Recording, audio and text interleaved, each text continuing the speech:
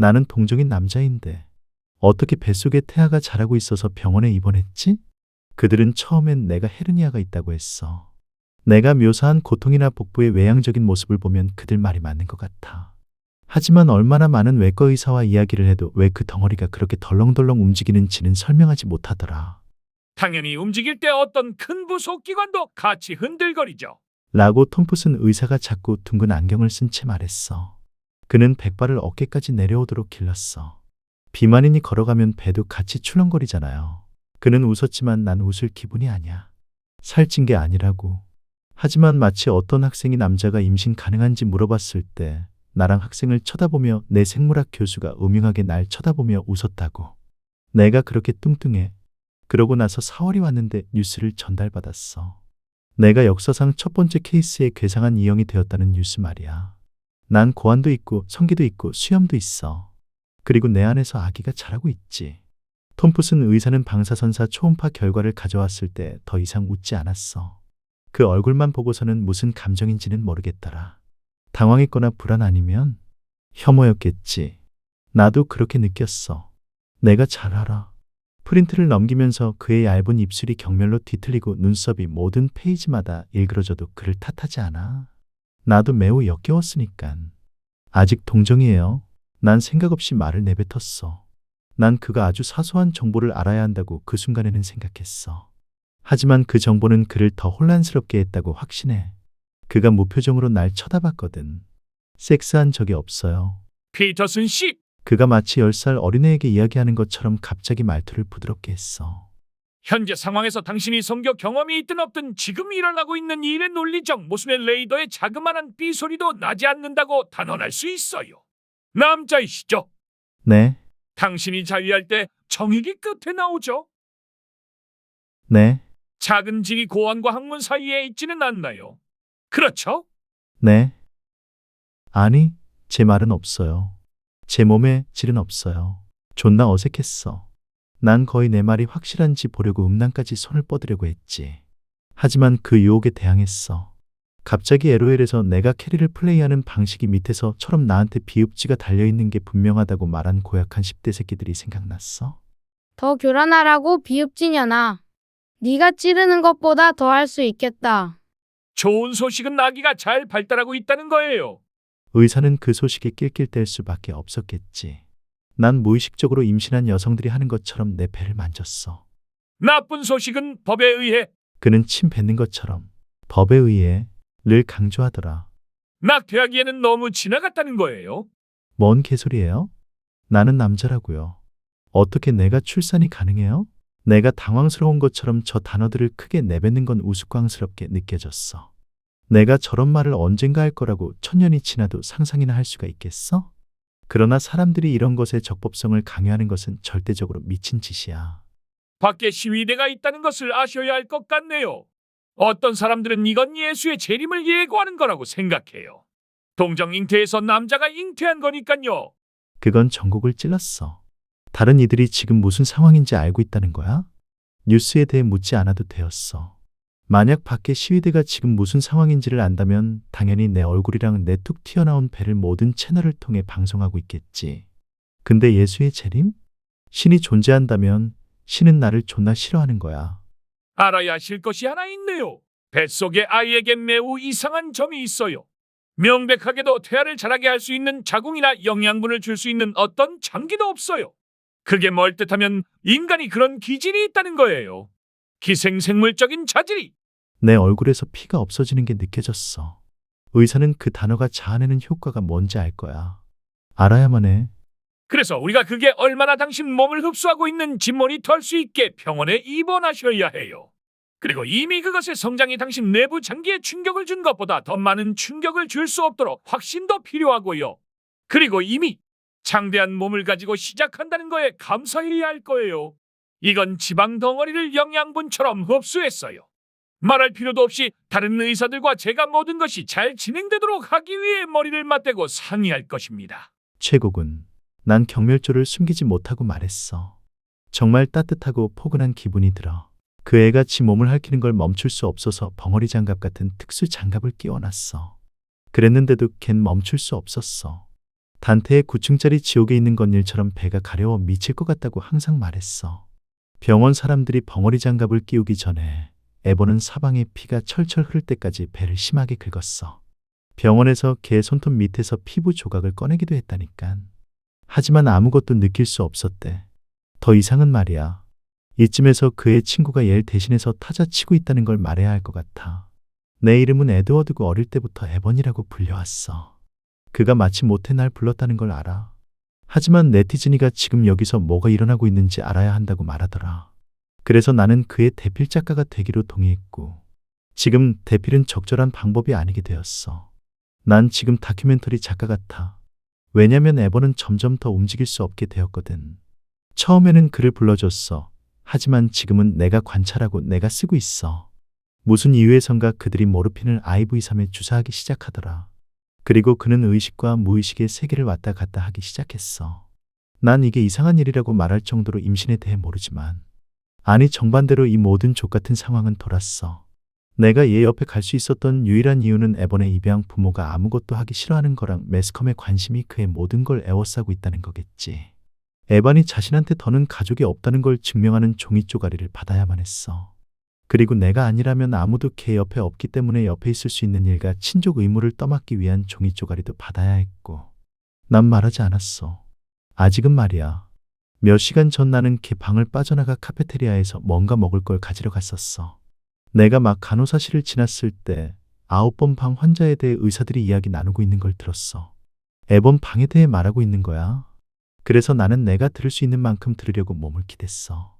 정맥 주사 영양분에 엄청난 반응을 보이는데 태아는 말 그대로 모든 걸 흡수하고 있어요. 미량만 남기고요. 숙주한테 갈. 그녀가 목을 가다듬었어.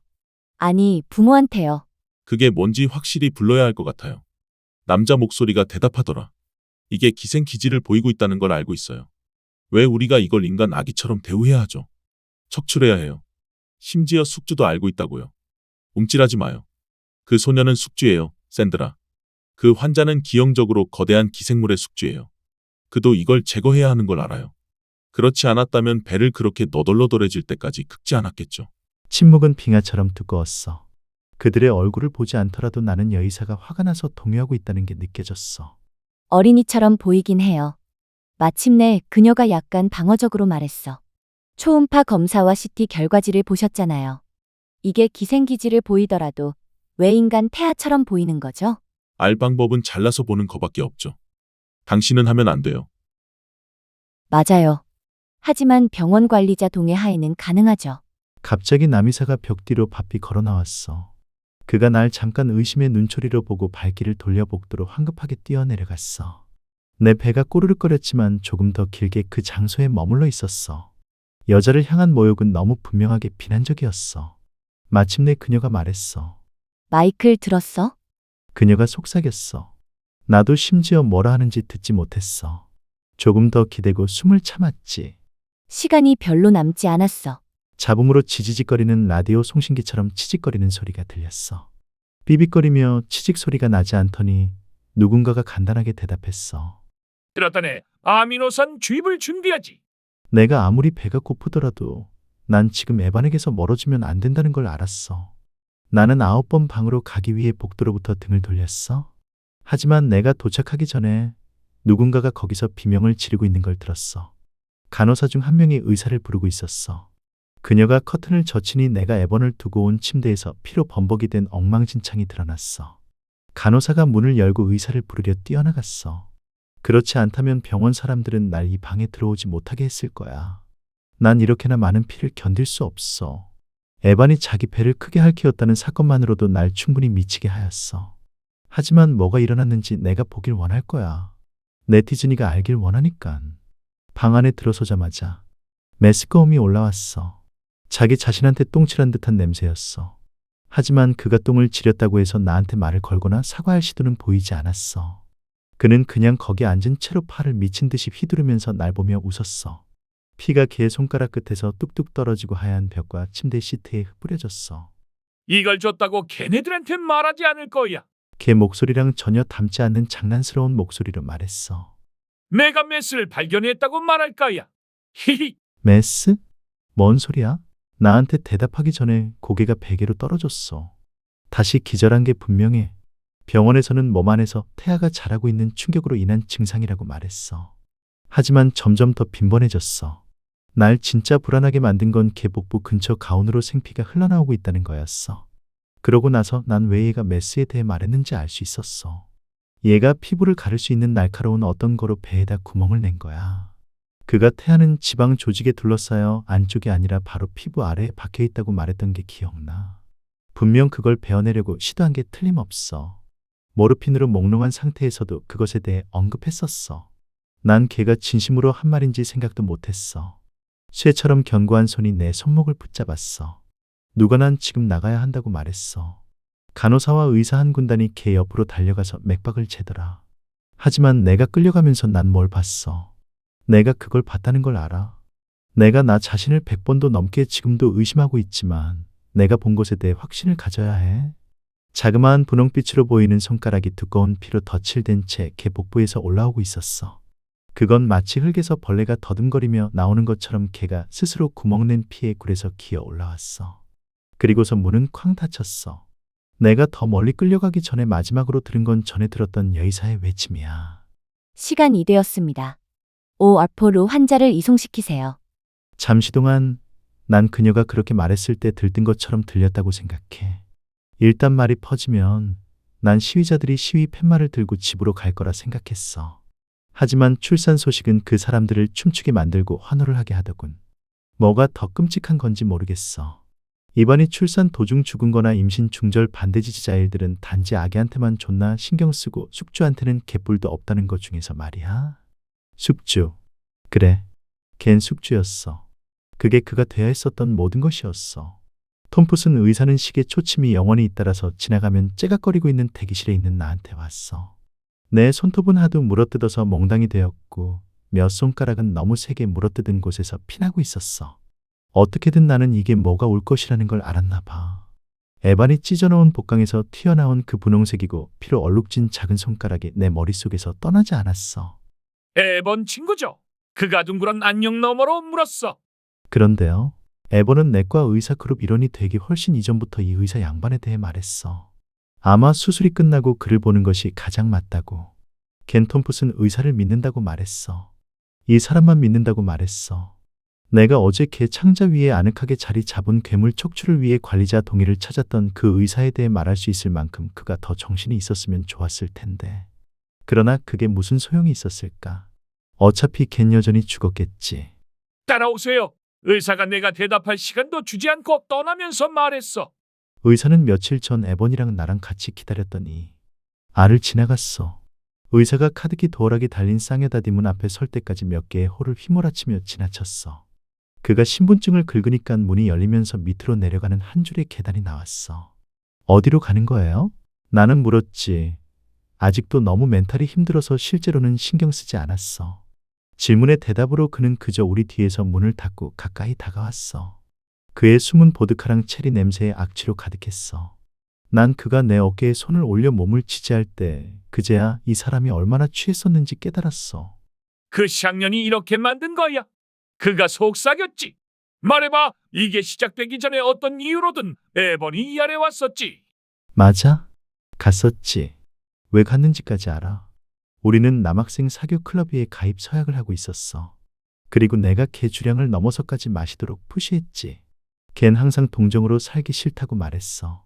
난 술이 걔가 더 용감하게 대면하게 만들 수 있을 거라 생각했었어. 하지만 그건 걔 심한 알코올 중독자로 만들 뻔했어. 걘 병원 가서 위를 비워내어야 하기까지 했어. 그리고 그래. 그때 그 일이 나에게 떠올랐어. 맞아요. 내가 말했어. 걔가 병원에서 다른 약이랑도 섞이지 않게 확인해야 한다고 혈액검사도 했다고 말했어요. 내 친구는 희귀한 혈액형을 가지고 있어. 아니 있었지. 다른 의사들은 그걸 O+형으로 인식할 거야. 하지만 이 여자는 그처럼 미묘한 변차를 가진 사람을 기다리고 있었어. 기생생물을 키울 수 있을 만한 변차의 종류. 난 웃을 수밖에 없었어. 술에 꼴았군. 내가 말했어. 술에 취해서 무슨 SF 판타지 소설이라도 쓰고 있네. 그는 단지 머리를 흔들더니 가만히 날 쳐다봤어. 걸렸으니 그는 대담하게 안주머니에서 휴대용 술병을 꺼내 한 모금 마시고 나한테 권했더라. 거절했지. 아이디어가 눈안에서 반짝거리기 전에 그는 잠시 동안 서 있었어. 3층 내려가서 그는 계단을 가리키며 말했어.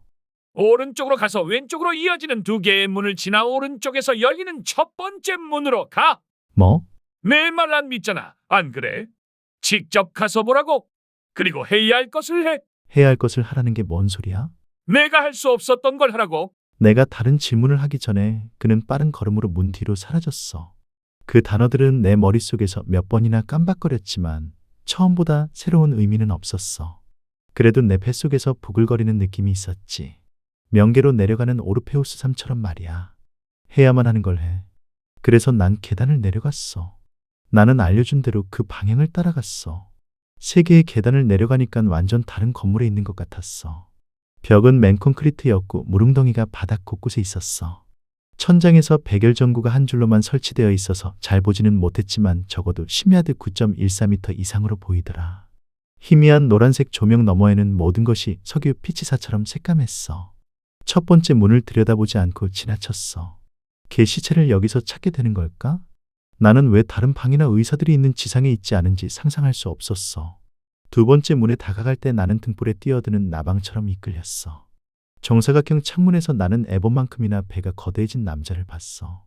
움직이지는 않지만 그 남자는 그 방의 유일한 가구인 매트리스에 누워 있었어. 남자 아래에서 초록색이고 검은 게 천에서 고이고 있었어. 그 아래에서 그 액체는 콘크리트 바닥에서 떨어져 타르 같은 웅덩이로 쌓이고 있었어. 나는 마지못해 복도로 가기 위해서 창에서 떨어졌어. 10개 이상의 전구 표시를 지나고 나서 크게 열린 오른쪽 첫 번째 문에서 나온 노란색 조명이 복도에 홀을 그리더라. 이 방은 달랐어. 매우 달랐어. 바닥에 감청색 벽과 잘 어울리는 연한 파란색 카펫이 놓여 있었어.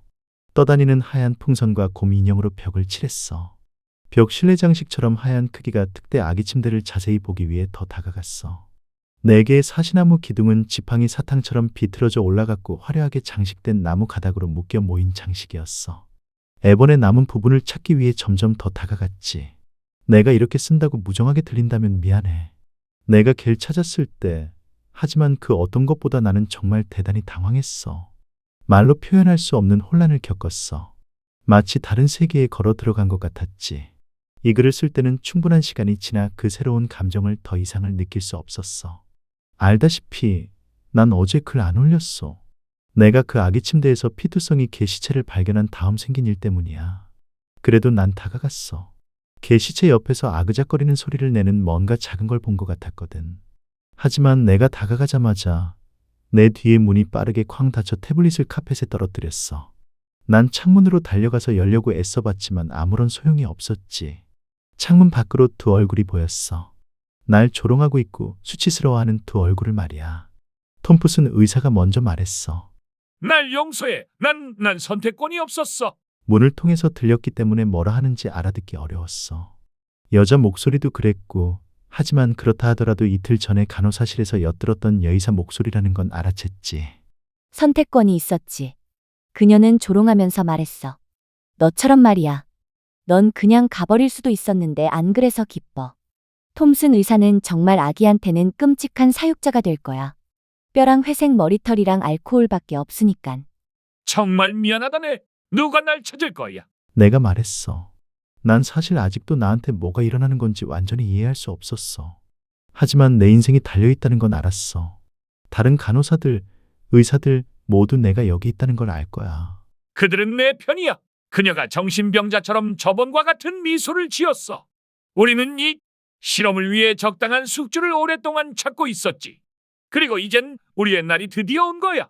나는 손등이 피투성이가 될 때까지 문을 두들기고 목이 맛이 갈 때까지 크게 소리 질렸어. 하지만 그들은 그냥 가버렸고 그 이후로 난 아무도 못 봤어.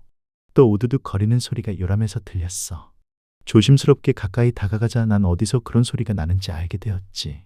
에반 옆에 있는 갓난아기였어. 아냐, 갓난아기처럼 작지 않아. 이젠 그건 거의 걸을 수 있는 아기처럼 보였어. 마치 거의 내 눈앞에서 자라는 것 같았어. 하지만 그건 나에게 신경도 안 썼어. 단지 그건 날카로운 이빨로 뼈를 부수고 골수를 핥아대며 에반의 갈비뼈를 우두둑 씹더라. 그러고 나서 내가 뭐를 위해 여기에 있는지 알게 되었어. 난 급성장하는 이걸 위한 두 번째 코스 요리였던 거야. 만약 이게 이렇게 빨리 성장할 수 있다면 난 분명히 청소년으로 자랄 때쯤 잡아먹히겠지. 그러고 나면 내가 그걸 목 졸라 죽이려고 아기 침대로 다가가기 전에 난 나 자신에게 그 질문을 오랫동안 묻지 않았어. 하지만 그것의 목에 내 손이 닿기 전에 날 올려다봤어. 길쭉한 가로 모양의 동공이 내 얼굴을 쳐다볼 때 팽창되었어. 잠깐 그건 악마처럼 사악하게 보였지만 이젠 아니었어. 그리고 그건 날 보며 웃었어. 아빠, 안녕, 아빠. 너네한테 설명할 수 없어. 게다가 지금 20%밖에 안 남은 내 태블릿으로 앉아서 글 쓰는 중이야. 왜인지 모르겠어. 하지만 너희가 날 찾으러 오길 바라지 않아. 아무한테도 발견되고 싶지 않아. 갑자기 난 내 인생에서 가장 성취감이 들고 있어. 누가 알겠어. 날 잡아먹지 않을지도 모르지. 어쩌면 내가 이것의 아빠가 되어야 하는 운명일 수도. 이것보다 행복한 일은 없을 거야.